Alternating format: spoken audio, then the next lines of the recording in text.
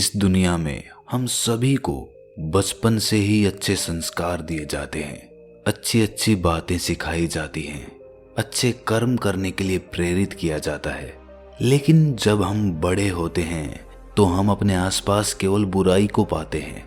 हम देखते हैं कि हमारे आसपास कितना भ्रष्टाचार, कितनी चोरी चकारी, लूट डकैती वगैरह वगैरह फैली हुई है। लेकिन क्या आपने कभी ख्याल किया कि जिस बच्चे को बचपन से अच्छे संस्कार दिए गए थे, वही बच्चे बड़े होकर ऐसे कर्म करने क्यों लग जाते हैं? कोई माँ बाप नहीं चाहता कि उसका बेटा कोई गलत काम करे, लेकिन फिर भी दुनिया में इतने अपराध हैं। ऐसा क्यों होता है? कभी सोचा आपने? मन का खेल बड़ा अजीब होता है। हमें लगता तो है कि हम अपने मन को पूर्ण रूप से जानते हैं, लेकिन हमारा मन एक ज्ञान की भ्रांति बना के हमें हमेशा अज्ञानता में फंसाए रखता है। एक तरफ तो हम अपने बच्चों को बचपन में ये शिक्षा देते हैं कि बेटे वो काम करो जिसमें तुम्हारा इंटरेस्ट हो, जिसमें तुम्हारी रुचि हो, और दूसरी तरफ जब उस बच्चे के पढ़ाई में कम अंक आते हैं तो हम उसे डांटते हैं कि तुम पढ़ाई में अपने भाई जितने होशियार क्यों नहीं हो। एक तरफ तो हमने कहा कि बेटा वो करो जिसमें तुम्हारी रुचि हो, और दूसरी तरफ उस बच्चे की तुलना उसके भाई के साथ कर दी। अब वो बच्चा हमेशा अपने भाई की तरह बनना चाहेगा, क्योंकि बचपन का मन बड़ा निर्मल होता है। उस पे जो छाप पड़ जाती है वही छाप पूरी उम्र चलती है। अब वो बच्चा वो ना करके जिसमें उसकी रुचि है वो करेगा जो उसका भाई करता है, क्योंकि अपने माता पिता का प्यार ज्यादा पाने के लिए उसे अपने भाई से आगे निकलना होगा और उसके जैसा बनना होगा। और धीरे धीरे जैसे जैसे वो बड़ा होगा, वो दुनिया की भागदौड़ देख के सिर्फ एक चीज समझेगा कि इस दुनिया में पैसा सबसे सर्वोपरि है, सब कुछ पैसा ही है। और उस पैसे को कमाने के लिए जब वो अपने आसपास देखेगा कि लोग शॉर्टकट्स अपनाकर अच्छे पैसे कमा रहे हैं, तो वो भी उनकी तरह शॉर्टकट पकड़ के जल्दी कामयाब होने के चक्कर में कहीं ना कहीं कोई गलत काम कर बैठेगा। अब हम उस बच्चे के बचपन में फिर से लौट के जाते हैं। काश उस बच्चे के माता पिता ने उसके कम अंक आने पर ये ना कहा होता कि कोई नहीं बेटा, पढ़ाई में कम अंक आ गए तो क्या हुआ, तुम दूसरी चीजों में आगे निकल सकते हो, क्रिकेट, पेंटिंग, कोई कला। तो शायद वो बच्चा किसी और की तरह बनने का प्रयास नहीं करता और आज वो कर रहा होता जो वो करना चाहता था। आज की जो कहानी मैं आपको सुनाने वाला हूं, उसमें आपको अपने मन की इतनी बारीक चाल देखने को मिलेगी जो आप कभी देख ही नहीं पाते। आपको ये पता चलेगा कि हमारा मन कितनी बारीक और कितनी छुपी हुई चाल भी चल सकता है। तो इससे पहले कि आप इस कहानी में खो जाएं, इस चैनल को सब्सक्राइब जरूर कर लें। तो चलिए कहानी शुरू करते हैं। रात के सन्नाटे में अचानक एक बच्चे के रोने की गूंज उठती है। आज एक छोटे से गांव में एक नन्हे से बच्चे ने जन्म लिया है।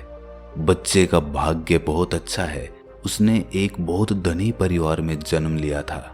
ज्योतिषियों ने उस बच्चे की कुंडली देखकर बताया कि ये बच्चा बहुत भाग्यवान है, ये जीवन में या तो बहुत बड़ा सम्राट बनेगा या फिर कोई तपस्वी बनेगा। धीरे धीरे वो बच्चा अच्छी शिक्षा दीक्षा के साथ बड़ा होने लगता है। बच्चा बड़ा होनहार था, बड़ा ही कौशल था उसमें, हर चीज को झटपट सीख लेता था। लेकिन जैसे जैसे वो बड़ा होता गया, उसे उसके माता पिता ने ज्योतिष की वो भविष्यवाणी बतानी शुरू कर दी।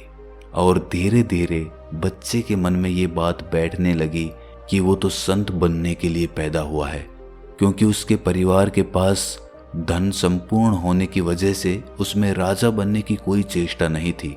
इसीलिए उसको लगने लगा कि मैं बहुत बड़ा संत बनूंगा। उसके माता पिता को ये सोचकर कभी कभी बहुत दुख होता था कि कहीं सच में हमारा बेटा किसी दिन कोई संत न बन जाए। वो उनका इकलौता पुत्र था, उसके अलावा उनकी कोई संतान नहीं थी। धीरे धीरे बच्चे का मन खेल कूद से हटकर ध्यान साधना में लगने लगा। अब वो घंटों संतों की बातें सुनता रहता और ध्यान साधना करता रहता। उसने अपना पूरा बचपन का समय इसी तरीके से बिताना शुरू कर दिया। नगर के सब लोग उस बच्चे से बहुत प्रभावित थे। वो उस बच्चे के मुखमंडल को देखते और उसकी बातों को सुनकर कहते कि वाह भाई, तुम तो बहुत बड़े ज्ञानी हो, तुम एक दिन जरूर इस संसार में अपना ज्ञान फैलाओगे, लोगों में तुम्हारी बहुत प्रतिष्ठा होगी, बहुत सम्मान होगा। ये सुनकर वो बच्चा कहता कि नहीं महर्षि, मैं कोई बड़ा आदमी नहीं बनना चाहता, क्योंकि अपने आप को ज्ञानी समझना भी अहंकार का ही एक रूप होता है। मैं अहंकारी नहीं हूँ, मुझ में अहंकार नहीं बचा, ये कहना भी एक अहंकार होता है। ये सुनकर सुनने वाले लोग सुनते ही रह जाते थे। एक बच्चा इतनी गहरी बात कर रहा है, और वो उसकी जय जयकार लगाते हुए अपने घर लौट जाते थे। ऐसे ही समय बीतता रहा और वो बच्चा अब एक नौजवान युवक बन चुका था। एक दिन उसने अपने पिता से जाकर कहा, अब मैं संन्यास लेना चाहता हूँ, मैं पूर्ण रूप से अपना घर त्याग करना चाहता हूँ। ये सुनकर उसके पिता अवाक रह गए। उनकी आंखों से आंसू झरझर कर गिरने लगे। पीछे उसकी माता भी खड़ी थी। वो दौड़कर अपने बेटे से लिपट गई और लिपटकर उससे रोने लगी कि बेटे, तुम अपने माँ बाप को छोड़कर चले जाओगे, तुमने कुछ नहीं सोचा कि तुम्हारे माँ बाप कैसे जिंदा रहेंगे। इस पर वो नौजवान युवक कहता है कि प्रिय माता, मैंने इस लोक कल्याण के लिए जन्म लिया है, मैं सबकी सेवा करना चाहता हूँ, सबको ज्ञान का मार्ग दिखाना चाहता हूँ। अगर मैं आपके पास रहता हूँ तो मैं इन संसार के लोगों से पूर्ण रूप से कभी नहीं मिल पाऊंगा। उसके माँ बाप ने अपने कलेजे पर पत्थर रखकर अपने बेटे को भिक्षु बनने के लिए दीक्षा दे दी। वो बच्चा अपना घर त्याग कर पास के ही एक संघ में रहने लग गया और ध्यान अभ्यास करने लगा। धीरे धीरे लोगों में तो वो पहले से ही प्रसिद्ध था, और इस बात को सुनकर कि वो बच्चा अब एक भिक्षु बन चुका है, लोग उसको और ज्यादा मानने लगे। रोज शाम को लोग उसका उपदेश सुनने के लिए उसके पास पहुंच जाते थे। सब कुछ तब तक सही चल रहा था जब तक उस नगर में एक और विद्वान भिक्षु नहीं आया। दूसरा भिक्षु बहुत ही अद्भुत था। वो अपनी बातों से कम लेकिन क्रियाओं से ज्यादा ज्ञान देता था, इसीलिए उसकी बातें लोगों पर ज्यादा चोट करती थी। धीरे धीरे पूरे नगर में ये बात फैल गई कि नगर में एक बहुत ही विद्वान भिक्षु आया है, जो हमारे इस भिक्षु से भी ज्यादा विद्वान है। चलो उसके पास चलते हैं, उसका उपदेश सुनते हैं। ये भिक्षु तो हमारे अंदर कुछ बदल नहीं पाया, शायद वही भिक्षु बदल दे। और ये कहकर सभी लोग जो शाम को इस नौजवान भिक्षु के पास आते थे, उस भिक्षु के पास जाने लगे। और धीरे धीरे इस नौजवान भिक्षु का उपदेश सुनने के लिए कोई भी नहीं बचा। इस बात से भिक्षु परेशान रहने लगा। अब उसके पास कोई भी नहीं आता था। वो अकेला बैठा रहता और सोचता रहता कि ऐसा उस भिक्षु के पास क्या है जो मेरे पास नहीं है। और एक दिन ऐसे ही उसने निश्चय किया कि वो जाकर उसका उपदेश सुनेगा कि ऐसा वो क्या ज्ञान देता है कि लोग मेरे पास से उठकर उसके पास चले जाते हैं। और ये सोचकर वो एक दिन उसका उपदेश सुनने के लिए पहुंच जाता है। उसका उपदेश उसे कुछ ज्यादा प्रभावी नहीं लगा और उसे लगा कि ये एक ठग है जो ऐसी वैसी बातें बनाकर लोगों को बहला फुसला रहा है। ये बात उसने उस नगर के लोगों को बताने का प्रयास किया, लेकिन उस नगर के लोगों ने कहा कि गुरुजी, आपको ये ईर्ष्या शोभा नहीं देती। अगर आपके पास कोई उपदेश सुनने के लिए नहीं आ रहा तो इसका मतलब ये नहीं है कि आप दूसरे के बारे में ऐसी तुच्छ बात करेंगे। ये आपको बिल्कुल भी शोभा नहीं देता गुरुजी, छोटा मुंह बड़ी बात। और ऐसी टिप्पणियों से इस नौजवान भिक्षु के तन और मन में आग लग जाती थी। और एक दिन इसने निश्चय किया कि मैं इस समस्या की जड़ को ही नष्ट कर दूंगा, मैं उस विद्वान भिक्षु की हत्या कर दूंगा। और ये सोचकर वो अपने हाथ में तलवार उठाकर रात को उस भिक्षु को मारने के लिए पहुंच जाता है। लेकिन जैसे ही वो तलवार उठाकर उस भिक्षु को मारने के लिए आगे बढ़ता है, तभी उस भिक्षु को उसके कदमों की आहट सुन जाती है और वो नींद से जाग जाता है। वो उठकर इस नौजवान भिक्षु की आंखों में देखता है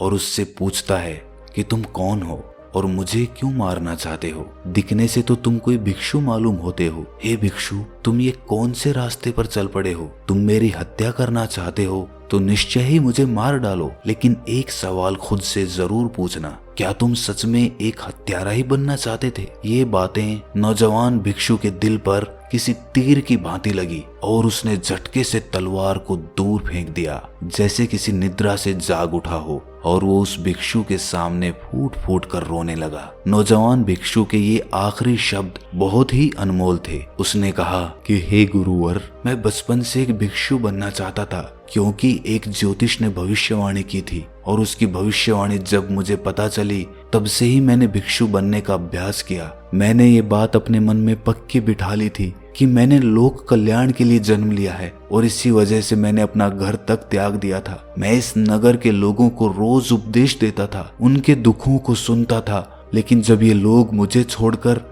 आपके पास चले आए तो मुझे लगा कि मेरे जीवन का मकसद ही खत्म हो गया। कैसे मेरे मन ने इतना खतरनाक कदम उठा लिया। मैं हमेशा सोचता था कि मेरा अहंकार खत्म हो चुका है, मैंने अपने अहंकार को जड़ से मिटा फेंका है, ऐसा भ्रम होता रहता था मुझे। लेकिन आज वास्तविकता में मुझे पता चला कि मेरा अहंकार खत्म हो गया है, यही मेरा सबसे बड़ा अहंकार है। और जब मेरे इस अहंकार को चोट पहुंची तो मैं अंदर से तिलमिला उठा और मैं आपकी हत्या करने का घोर कदम उठाने तक मजबूर हो गया। हे गुरुदेव, मुझे माफ कर दें, मैं गलत रास्ते पर था, मेरी तो पूरी जिंदगी झूठ बनकर रह गई। और ये कहते हुए वो नौजवान युवक उस भिक्षु के पैरों में गिर पड़ा। उस भिक्षु ने उसे उठाकर कहा कि हमारे मन की चाल बहुत सूक्ष्म होती है, हम करना कुछ चाहते हैं लेकिन कर कुछ जाते हैं। उसी तरह अहंकार भी बहुत सूक्ष्म होता है। मैं दूसरों से अच्छा हूँ, ये भी एक बहुत सूक्ष्म अहंकार है।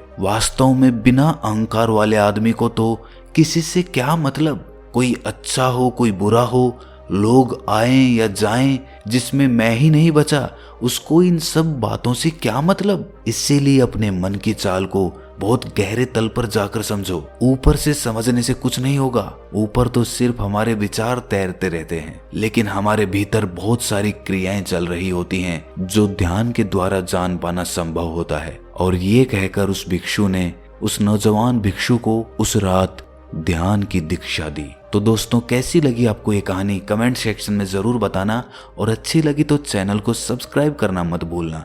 तो मिलते हैं अगली वीडियो में, तब तक के लिए अपना ख्याल रखें।